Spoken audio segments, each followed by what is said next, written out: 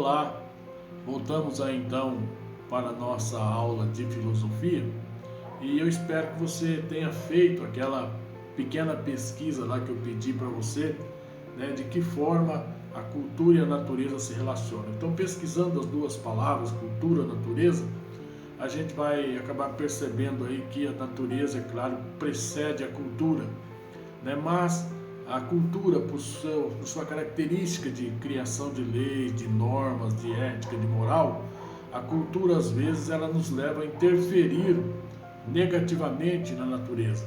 Então isso deve ser observado, né? Que a nossa cultura ela não nos conduza a esse aspecto de negatividade, ela seja uma cultura que respeite a natureza. Então, nesse sentido, ambas se relacionam, porque a cultura ela é gerada pela natureza, pelo ato de existir, para existir, mas ao mesmo tempo ela precisa retornar para a natureza essa condição de respeito, né? Nós precisamos respeitar a natureza em sua integridade para que nós possamos continuar a produzir a cultura. E por outro lado, eu espero que você tenha conseguido, né, fazer aquela visita virtual ao Museu da Filadélfia. Eu deixei o link lá na primeira aula para que você fizesse. Se você não conseguiu, nós vamos daqui a pouco dar uma passada rápida lá pela obra do Prometeu Acorrentado.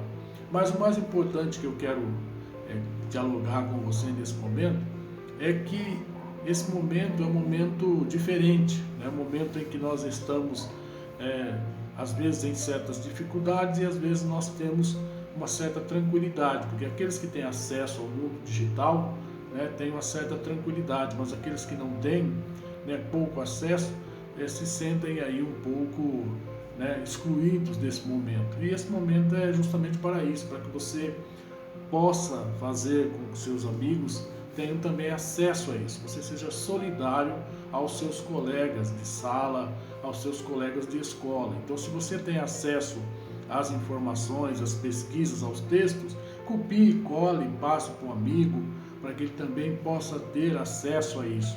Esse é o momento em que nós possamos fazer aí, né, esse movimento de fraternidade com os colegas, para que eles também possam ter acesso ao conhecimento. Então é muito importante nesse momento a sua participação. Se você tem acesso às pesquisas, acesso às imagens, disponibilize nos grupos de WhatsApp, disponibilize aí para os colegas, para que eles também possam ter acesso a esse material e possam também aprender junto com você. Isso é muito importante. Seja solidário nesse momento com seus amigos. Então vamos lá para a nossa segunda aula.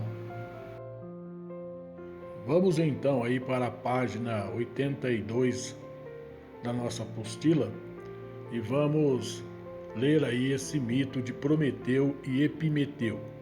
Mas primeiro vamos dar uma olhada aqui nessa questão de onde vem esse mito. Então esse mito ele está aí, né, dentro dessa filosofia de Platão. Então, dos diálogos de Platão apresenta uma das teses mais antigas sobre a arte da política. Além de antiga, ela tornou-se um marco da história da filosofia. O diálogo chama-se Protágoras, e a tese sobre a virtude política encontra-se no trecho da fábula que ficou conhecido como o mito de Protágoras. Um jovem chamado Hipócrates pede a Sócrates que o apresente a Protágoras na esperança de tornar-se seu discípulo, por quem tem grande admiração. Sócrates leva Hipócrates a uma reunião na qual Protágoras se exibe para uma pequena plateia de atenienses.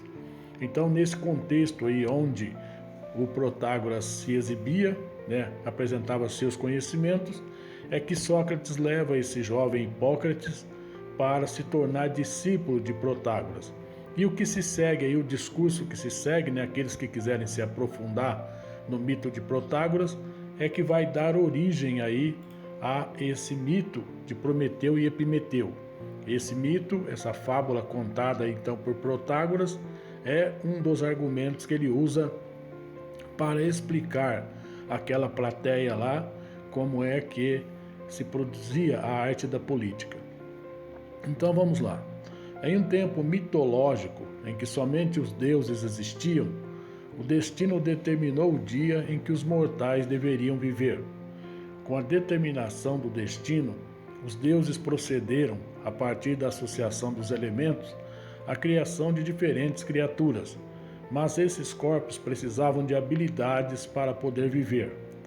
A Prometeu, e seu irmão Epimeteu, foi dada a tarefa de dotar as criaturas mortais de capacidades e recursos para viver. Prometeu era um dos titãs, uma raça gigantesca que habitou a Terra antes do homem. Seu nome significa premeditação, ou seja, a capacidade de pensar antecipando a ação. Epimeteu, irmão de Prometeu, é aquele que age antes de pensar. Então, Prometeu pensa primeiro antes de agir e Epimeteu, age antes de pensar. Dessa forma, enquanto um calcula e busca prever e domar o futuro, o outro vive o momento de forma a desfrutar tudo o que ele pode oferecer de melhor. Os irmãos dividiram a tarefa de forma que Epimeteu encarregou-se da obra e Prometeu de examiná-la.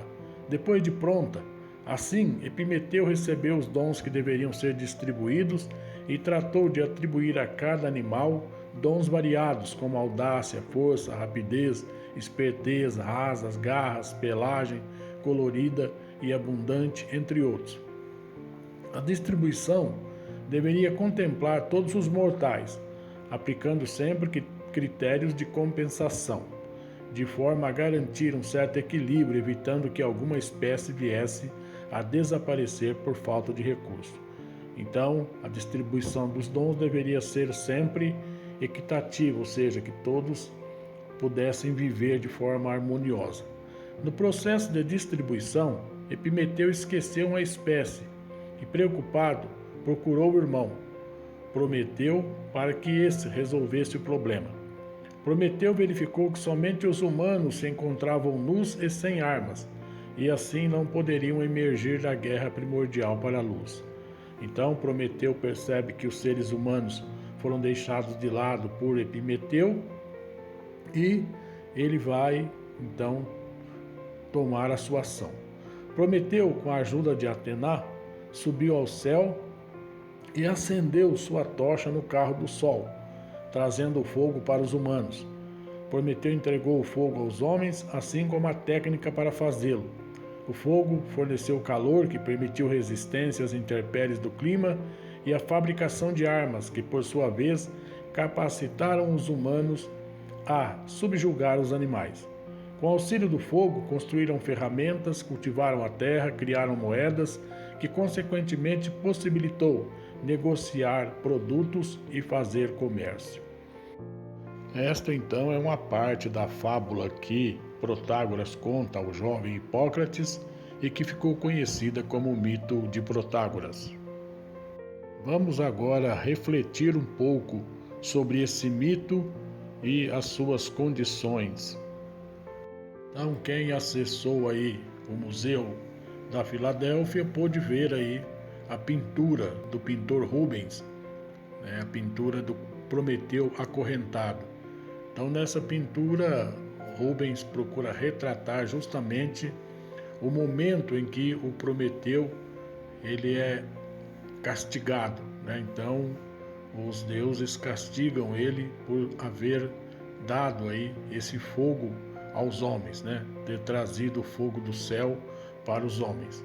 E esta é a consequência que ele paga, De ficar aí acorrentado, sendo aí molestado por essa águia eternamente. Então a pintura é de Rubens, com a participação do Snyder, um pintor flamengo também daquela época. Era comum que os pintores se ajudassem naquele período da história, e Rubens pintou todo o quadro e depois chamou o Snyder para fazer a águia. Ele era especialista em pintura de animais, e ele então pintou a águia, que aí pega uma parte do fígado de Prometeu e arranca para fora, dando a ele essa agonia. Mas como ele era imortal, ele não podia morrer. Então essa era a agonia dele. Reflita. O mito traz uma explicação sobre como o homem se sobressaiu aos demais animais. O fogo, como elemento da natureza, tem suas próprias leis e ocorre de forma pouco previsível. Dessa forma, em estado natural, sem o domínio do ser humano, o fogo não pode promover, por exemplo, a fabricação de armas. Mas o conhecimento para acender e apagar, ou aumentar e diminuir as chamas, possibilitou o domínio da produção de artefatos e também ampliou a possibilidade de gerar outros conhecimentos.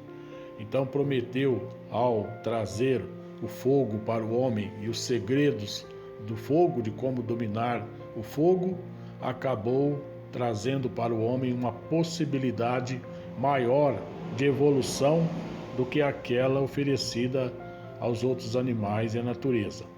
Então agora pense, imagine e responda.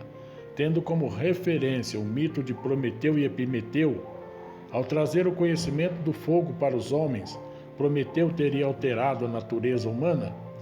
Então, responda aí no seu caderno de filosofia o que você acha, se ele alterou ou não a natureza humana, se o ser humano foi alterado a partir do momento em que ele conseguiu o poder do fogo, ou se isso não fez nenhuma alteração, não teve grande importância na história da humanidade. Então justifique aí a sua resposta. Então, boa reflexão para você, até a próxima aula.